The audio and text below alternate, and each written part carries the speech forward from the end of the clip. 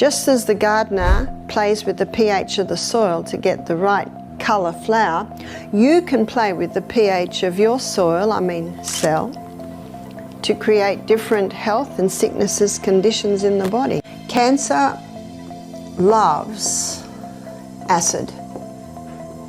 The other thing cancer loves is sugar. Dr. Barbara O'Neill is a world-renowned health expert.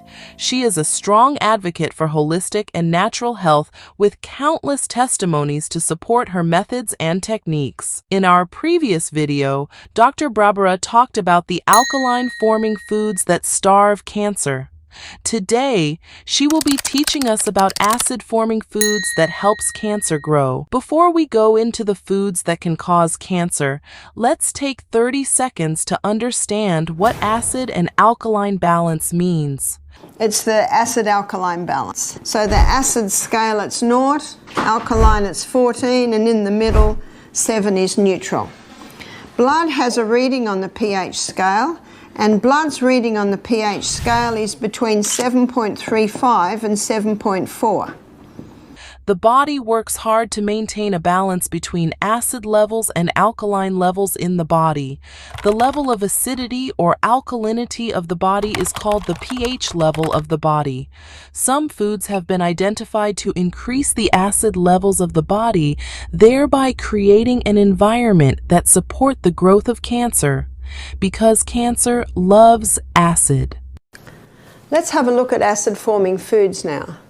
These acid-forming foods are high in the acid-forming minerals, which is phosphorus, sulfur, and chlorine. So what foods are high in phosphorus, sulfur, and chlorine? Meat. Meat in its nature, when it's broken down to food and taken into the energy cycles in your cell, is very acid-forming. Meat, including processed and natural meat, has been known to cause an acidic environment in the body. Meat is made up of amino acids, which increases the acid levels of the body. Meat has also been found to be high in phosphorus, which Dr. Barbara initially pointed out that phosphorus is an acid-forming mineral. Cutting down on the amount of red meat and processed meat in your diet can help reduce the acid levels of your body, thereby starving the cancer cells. This explains why Dr. Colin Campbell found he could turn cancer cells on and off like a switch by the amount of meat and dairy products he was giving the rats. Refined sugar. Refined sugar, it's very acid-forming. Sugar, particularly refined and processed sugars found in many foods we consume daily, can significantly increase acidity within our bodies. This increased acidity may lead to various health problems due to disrupted bodily functions. The most acid-forming substance you can put into your body is the pure crystallized acid that's extracted from the sugarcane plant. A green leafy food is sugarcane. It is not acid-forming in its natural state. But when you extract that acid, cause sugar out of it. Eating large quantities of sugary foods regularly makes it harder for the body to maintain its ideal slightly alkaline state. Sugar can also be eaten in carbonated beverage, as most carbonated drinks are high in sugar. Reducing the amount of sugar in the foods you eat can help reduce the acid levels of your body, thereby helping in starving any cancer cells. Hybridized wheat. The hybridization of the wheat created a lot more of the acid-forming minerals. And in the 1950s, it was the Emma strain of wheat that was put through intensive crossbreeding, and it came up with the hybridized wheat that we know today. That hybridization of the wheat created an incredibly complex gluten or protein structure. And it's almost only a cast iron gut that can break down that very complex protein or gluten structure. Most wheat we eat today are hybridized wheat. Hybridized wheat is wheat that has been put through artificial genetic modification. This genetic modification of the wheat caused it to have a more complex gluten structure. Dr. Barbara advises that we cut down on hybridized wheat as it is an acid-forming food that can create a friendly environment for growth of cancer cells. Hybridized wheat can be found in the foods we eat today, including bread, cakes, pizza, and pasta. It was the 1950s that the wheat was hybridized. It was the 1970s that it went worldwide. So by the 1990s, every pasta, every pizza, every biscuit, cake, cookie, donut, cereal, bread, it's all made out of the hybridized wheat.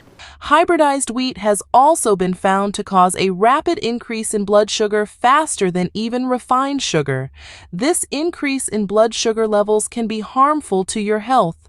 Cutting down on the amount of hybridized wheat in your diet can help reduce the acid levels of your body, thereby starving the cancer cells.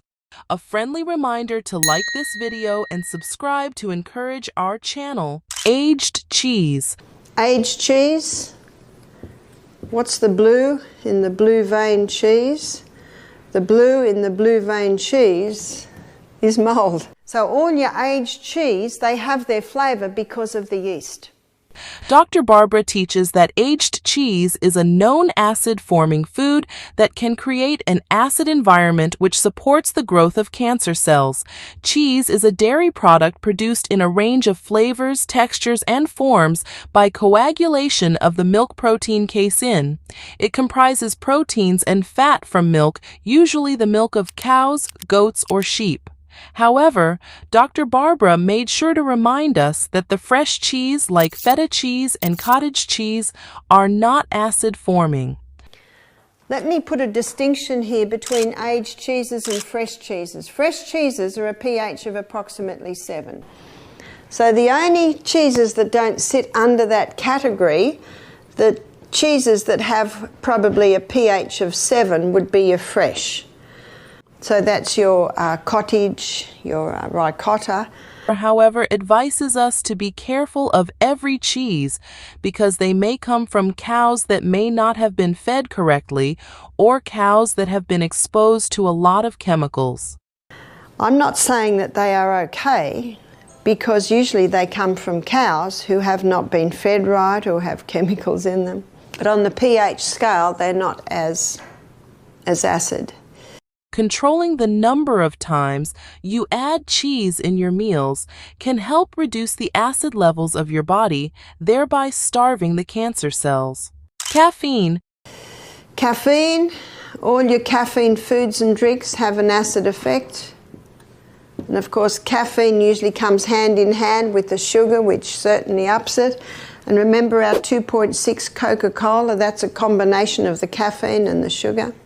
Caffeine is contained in many carbonated beverages and energy drinks. It is also an active ingredient in coffee. Dr. Barbara advises we cut down on our caffeine intake as it has been found to have an acid-forming effect in the body.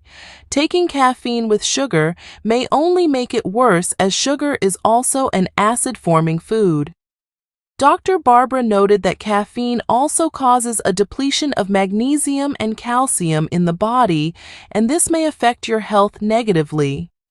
One of the dangers too with caffeine is that it not only has this acid effect, but it leaches calcium and magnesium out of the body. So it can be responsible for magnesium and calcium depletion in the body.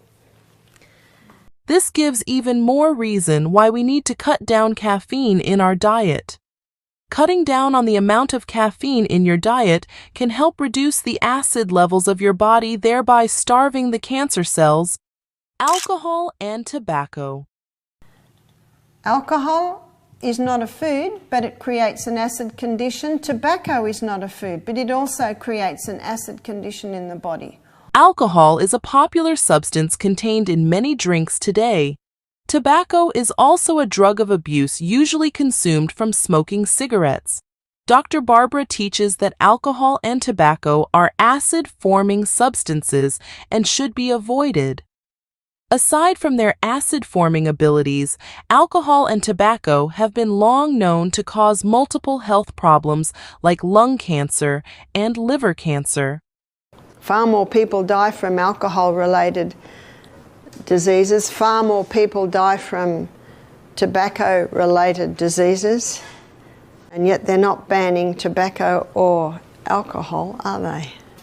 Putting a stop to the consumption of alcohol and tobacco can help reduce the acid levels of your body, thereby starving the cancer cells.